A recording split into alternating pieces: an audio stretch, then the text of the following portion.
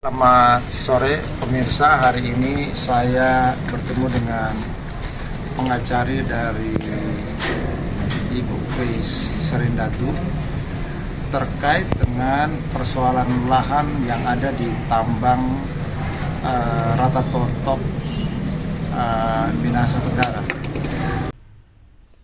Jangan lupa berikan like, share, subscribe, dan klik notifikasinya terkait dengan persoalan lahan yang ada di tambang Rata Totok Minahasa Tenggara.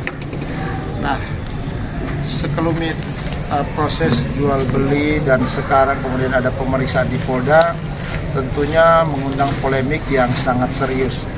Nah, sebab itu saya akan mendengarkan langsung dengan Pak Stevi Da Costa. Selamat sore Bung Stevi. Selamat sore. Pak Stevi, boleh sedikit diceritakan terkait sebenarnya apa sih polemik yang terjadi atas tanah yang konon kabar itu ada tarik menarik kepemilikan, bagaimana ceritanya? Oke. Jadi begini, klien kami itu Grace Sophia Sarendatu pada tahun 2013 membeli tanah kepada lelaki bernama Boy Tarore. Jadi ada kwitansi pembelian. Kemudian pada Januari 2014 dibuatlah pengikatan jual beli tanah atau PPJB pertama. Yaitu waktu itu pada Januari dibuat 6 bidang. Kemudian karena dalam 6 bidang tersebut klien kami tidak mampu untuk membayar, bukan tidak mampu ya, untuk pembayarannya jauh banyak ya, sehingga disepakati bersama antara penjual dan pembeli, yaitu klien kami sebagai pembeli yaitu Grace Sarendatu dan penjual Boy Tarore disepakati 3 bidang aja yang dibeli. Kemudian pada Agustus 2014 karena telah ada sepakatan langsung ya dibuatlah kembali itu pembuatan itu pengikatan jual beli kedua. Jadi awalnya PPJB pertama 6 bidang, sekarang disepakati hanya 3 bidang. Jadi 3 bidang. Karena memang belum ada penyelesaian pembayaran ya. Hanya berdasarkan yang sudah dibayar. Ya, jadi pada Januari 2014 PPJB pertama itu 6 bidang, tapi telah ada pembayaran. Jadi pembayaran di sini, jadi dalam pembayaran tersebut dalam PPJB pertama tidak ada item atau tidak ada pasal-pasal yang mengatakan bahwa apabila tidak melunasi maka PPJB pertama itu gugur. Tidak. Nah, makanya disepakati sehingga pada Agustus ada kesepakatan baru tentang jual beli tanah tersebut. Begitu. Jadi Agustus dibuat oleh PPJB kedua, disepakati. Yang menandatangani PPJB adalah ada persetujuan dari istri dari penjual Boy Tarore dan Boy Tarore juga yang kemudian pada waktu itu pada tahun 2000-an itu, jadi walaupun itu sudah dijual kepada Ibu Grace, tapi ini penjual juga ada, jadi dia meminjam kembali. Itu ada surat pernyataan, ada perjanjian pinjam meminjam lah lahan tersebut. Nah, kemudian tak disangka pada tahun 2021 kami mendapat surat dalam bentuk akte jual beli, yaitu di mana tanah atau objek yang sama itu dijual ke Ibu Grace, tapi dijual kembali oleh Boy Tarore kepada perusahaan asing, perusahaan PMA, PT Borneo Jaya Mas, tanpa sepengetahuan atau tanpa izin dari klien kami dan sebagai pemilik lahan. Dan Boy itu mengakui bahwa tanah tersebut telah dijual kepada klien kami. Dan kemudian pada tanggal 1 Juni 2021 kami mendapat surat atau mendapat dokumen dari Robert Karepowan, AKBP Robert Karepowan SHMH, di mana tanah tersebut telah dikuasakan oleh warga negara asing kepada Robert Karepowan secara pribadi. Negara asing siapa? Warga negara asing namanya Tuan Terence Kirk Filbert. Berasal dari negara mana? Dia berasal dari warga negara Amerika, yaitu Kanada atau Amerika, dan surat tersebut dibuat di Amerika pada tanggal 1 di Seattle, Amerika. Nah, kemudian dasar surat surat kuasa tersebut, ini Robert Karepowan melaporkan klien kami bahwa tanah tersebut dikuasakan oleh warga negara asing ke dia, dan dia berhak untuk melaporkan. Nah, contohnya dia telah laporkan itu pada tanggal 26 Agustus 2021. Bisa saudara ceritakan terkait bagaimana sebenarnya lahan itu berpindah tangan kepada Mr. Terence itu, dan dilakukan kapan dan di mana? Jadi dia berpindah tangan karena jadi Boy Tarore pada bulan Februari, tepatnya pada tanggal 2 Februari 2015, dia menjual kembali objek yang sama tersebut. Dia jual kembali ke Tuan Terry Filbert ini, ke warga negara asing. Itu tanggal 2, itu ada 3 AJB. AJB pertama tanggal 2 Februari 2015, AJB kedua tanggal 9 Februari 2015, dan AJB ketiga tanggal 12 Februari 2016. Kemudian apakah proses penjualan itu baru terjadi di mana? Proses penjualan itu terjadi di Minahasa Tenggara. Tetapi tadi juga kami telah klien kami juga tadi hukum tua tadi ada pemeriksaan tambahan. Jadi sekedar pemeriksaan tambahan konfrontir. Jadi yang dihadirkan tadi adalah mantan hukum tua pada tahun 2015, sekretaris desa tahun 2015, sekarang dia juga sebagai hukum tua, penjual Boy Tarore, dan camat. Keterangan dari camat tadi bahwa pembuatan akte jual beli tadi tidak dibuat di hadapan PPAT sementara. Karena keterangan dari camat tadi, itu Pak Camat kami tadi, bahwa dia hanya satu kali bertemu dengan warga negara asing ini, Mr. Terry ini, tepatnya di rumah dari Boy Tarore. Dan untuk penandatanganan AJB yang telah dibuat itu dibawa langsung ke pihak-pihak yang berkompeten untuk menandatangan, diantar langsung oleh penjual Boy Tarore. Jadi kalau menurut kami ya, secara yuridis formil, bahwa akte jual beli itu batal demi hukum, yaitu cacat formil, prosedurnya tidak terpenuhi. Karena di akte jual beli dibuat para penghadap menghadap saya, yaitu camat atau PPAT di hadapan saya, begitu pula juga saksi-saksi, yaitu di hadapan para saksi.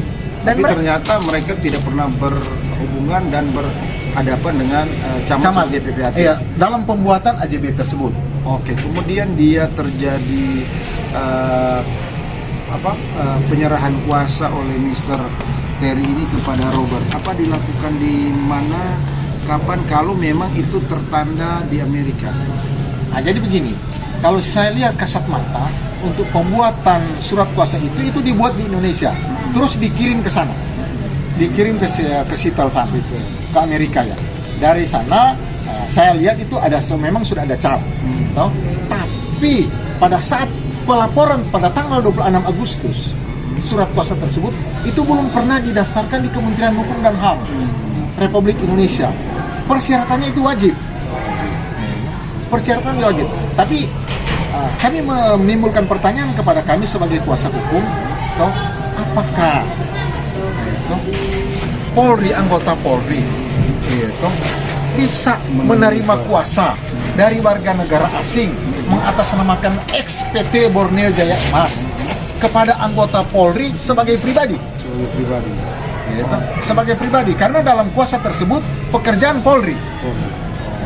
Dan dia juga langsung menguasai, mengolah. Dan sekarang objek tersebut sementara berproses di Mahkamah Agung. Tapi di tambang atau di objek tersebut sekarang ini ada kegiatan peti. Ya, toh? Ada kegiatan Oke, peti. siapa yang melakukan kegiatan peti? Kalau bisa, saudara menceritakan siapa-siapa mereka dan menggunakan alat-alat apa saja. Ya, Kemudian kan? Anda memandang itu sebagai peti. Nah, jadi begini, ini kan ya, kalau peti kami melihat waktu itu, toh, memang di lokasi tersebut, di lokasi Alason tidak ada izin, yaitu izin dari Atas menteri nama atau perusahaan tersebut. iya atas nama Tidak perusahaan ada. tersebut. Dan di lokasi tersebut saya lihat waktu kami pergi itu ada 3 eskavator yang sementara mengolah. No? Ada sementara itu saya juga dengan klien saya dengan teman-teman pengacara sudah sempat ke sana melihat. No? Nah, jadi awalnya pada bulan Januari tanggal 27 Januari 2021 kami melakukan gugatan. 27 Januari. Terkait dengan perlakuan itu atau memang terkait dengan lahan? Sebelum kami kan belum tahu karena Iya. tanah tersebut kan memang dikuasai Iya. oleh klien kami. Iya. Toh? Tetapi kami mendapatkan Ada pekerjaan. belum ada pekerjaan. Kami mendapatkan bukti bahwa telah ada akte jual beli dari warga negara asing sebagai pemilik yang dijual oleh Boy Tarore. Makanya kami menggugat kami untuk membatalkan akte jual beli tersebut. Oke, selang berjalan acaranya di Pengadilan Negeri Tondano, pada bulan Juni, tepatnya tanggal 29 Juni, kami mengadakan sidang lokasi. Ternyata pada saat sidang lokasi, telah ada orang yang menguasai dan mengolah objek Melakukan tersebut. kegiatan pertambangan. Iya, 2 minggu jadi. Jadi kami tanya kepada orang-orang yang bekerja, sejak kapan mereka bekerja sini? Oh, kurang 2 minggu. Dan tanya, siapa yang menguasai tanah tersebut? Ya, mereka katakan yang menguasai adalah Robert Karepowan. No? Dan sesuai dengan memori kasasi yang diberikan oleh pihak Boy Tarore, bahwa sekarang ini yang menguasai objek tersebut adalah AKBP Robert Karepowan. Selanjutnya setelah dalam proses pemeriksaan, apa yang Anda lihat kesalahan yang dibuat oleh Robert, kemudian Anda ragukan bahwa peran dia sebenarnya tidak sepatutnya terjadi.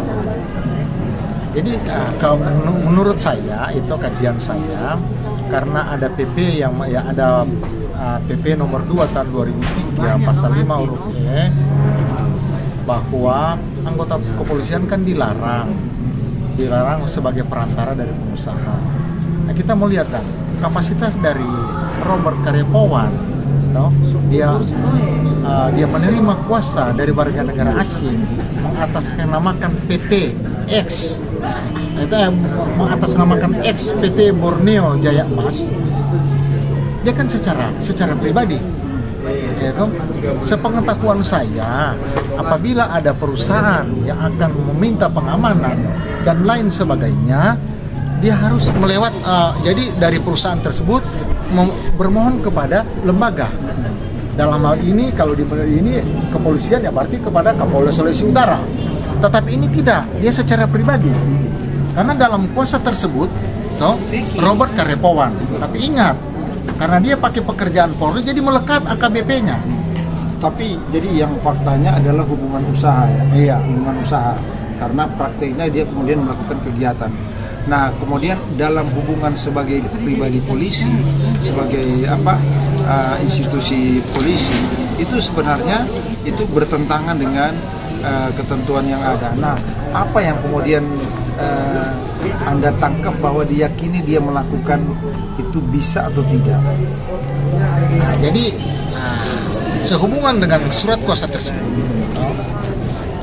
kami sebagai masyarakat, sebagai warga negara Indonesia yang taat pada hukum, ya kami mengajukan permohonan perlindungan hukum terhadap klien kami, mempertanyakan legal standing dari AKBP Robert Karepowan menerima kuasa tersebut. Apakah bisa dibenarkan? Apakah boleh dibenarkan? Apakah bisa dia menerima surat kuasa secara pribadi, sedangkan dia masih kapasitas dia sebagai polisi aktif? Oke, sejauh ini ketika Anda meminta instansi terkait dengan peran dia sebagai polisi, apa jawaban mereka? Nah, jadi saya telah menerima surat dari Kadif Propam Mabes Polri, dan juga dari Irwasum, ya kami juga setelah menerima surat bahwa untuk laporan kami, karena saya sudah dua kali mengajukan permohonan ya, tanggal 7 Oktober toh, dan tanggal 27 Desember. Dan tanggal 7 Oktober telah diperiksa dia oleh Paminal Polda Sulut bahwa tidak diperiksa. Dan menurut keterangan atau penyampaian dari yang memeriksa, hasil penyelidikan mereka yaitu tentang kode etik itu telah terbukti dan telah mereka kirimkan kepada Pak Kapolda dan Kadif Propam Mabes Polri. Tapi ya, kami kan mempertanyakan seperti apa. Tapi ya itulah kewenangan dari mereka tentang kode etik. Kami tidak mau mencampuri itu. Oke, kemudian soal tindak lanjut dari pemeriksaan tadi bahwa ada pernyataan telah melanggar kode etik. Nah, apa sebenarnya reaksi mereka terhadap ditemukannya itu dan penyampaiannya kepada Anda sebagai pengacara atau kepada klien mungkin? Ini penyampaian sesuai dengan ada pelanggaran kode etik, yaitu ini kan dari mereka, dari Pak, ada pelanggaran kode etik kepada Pak Robert Karepowan. Seperti apa pelanggarannya, toh? Kami belum tahu karena belum disampaikan kepada kami. Tapi tindak lanjut itu ke sana seperti apa? Sementara dalam proses. Menurut mereka sementara dalam proses. Tapi sehubungan dengan laporan, karena ya dari Paminal mereka tidak mau kepada mencampur adukan karena bukan wewenang dari mereka.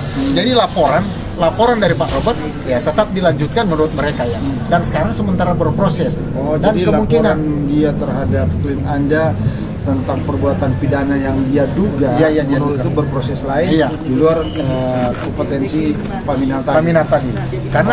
Karena laporan mereka kan laporan dari Pak Robert tanggal 26 Agustus bahwa itu ada 3 pasal yang mereka pasang.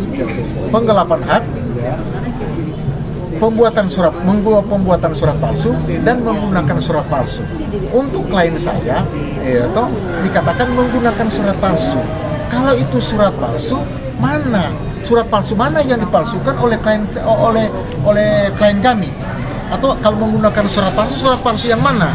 Karena menurut keterangan telah diperiksa di BAP, yaitu mantan hukum tua, dia mengatakan bahwa surat tersebut yang mereka duga itu palsu, pelapor duga itu palsu, bahwa itu menurut keterangan itu tidak palsu. Karena surat tersebut dibuat oleh hukum tua. Nah, kalau kemudian ada upaya atau proses hukum sedang berjalan sementara di pihak lain bahwa Anda bersama klien Anda telah melakukan proses hukum yang lain, apa itu dibenarkan proses itu bisa dilakukan bersama-sama atau harus salah satunya? Karena mungkin ada ketentuan yang mengatur mengenai bisa tidaknya yang sepatutnya misalnya seperti apa gitu. Yang jadi laporan yang sementara berproses yaitu ini kan masalah kepemilikan tanah. Ini kan masalah kepemilikan tanah. Ya. Gugatan kami masalah kepemilikan tanah yaitu berproses sejak tanggal 27 Januari 2021. Terus Sekarang sudah sampai di Mahkamah Agung. Sebelumnya, dan laporan dari Robert Karepowan itu tanggal 26 Agustus 2021, jauh sebelumnya yaitu perkara perdata jalan. Dan sekarang ini yaitu dari pihak terduga atau dari pihak yang kalah, mereka mengajukan upaya hukum kasasi. Nah, maksud saya gini, di luar ada proses hukum yang lain, dibenarkan tidak bahwa harusnya ada upaya hukum lain di luar itu? Misalnya ada sekarang kan ada pidananya, bisa nggak diselenggarakan itu? Harus berjalan kedua-duanya. Kita mengacu karena proses kita lebih dulu, proses perdata lebih dulu, itu ada ketentuan. Perma nomor 1 tahun 56 mengatakan apabila ada proses perdata itu tentang kepemilikan, pidananya dipertangguhkan dulu. Nanti setelah ada keputusan perdata, baru itu dilanjutkan. Apabila keputusan perdata tersebut menyatakan bahwa itu kepemilikan adalah misalnya milik dari pelapor atau milik dari terlapor. Sekarang apakah upaya pencegahan dengan memberikan informasi atau perma itu mereka patuhi atau tidak, atau tetap dipaksakan dilaksanakan? Jadi begini ya, saya tidak bisa mengatakan itu dipaksakan atau tidak. Tapi sebetulnya ini penyidik sudah tahu. Dan juga kami telah memberikan keterangan, klien kami juga telah memberikan keterangan bahwa ini masih dalam proses kasasi. Dan juga surat yang saya berikan perlindungan hukum kepada klien kami dan putusan-putusan tersebut, baik amar putusan pengadilan negeri Tondano, amar putusan pengadilan tinggi, dan sementara proses kasasi, saya telah lampirkan semua. Dan saya telah bawa di permohonan perlindungan hukum terhadap klien kami. Dan itu kan sudah, penyidik itu sudah tahu, apabila ada proses perdata, itu pidana itu dipertanggungkan dulu kalau masalah kepemilikan tanah. Tapi kemudian anehnya ini bisa berlanjut. Nah, sekarang masih berlanjut. Oke. Saya dapat kabar untuk minggu depan akan ada gelar perkara. Oke, demikian informasi yang disampaikan oleh pengacara Stefi Da Costa terkait dengan memang ada proses hukum yang nampaknya seperti menyimpang tetapi mau dipaksakan. Nah, kita tunggu sampai kapan, sampai di mana proses ini berlanjut. Sampai di sini NDPU melaporkan dari Manado.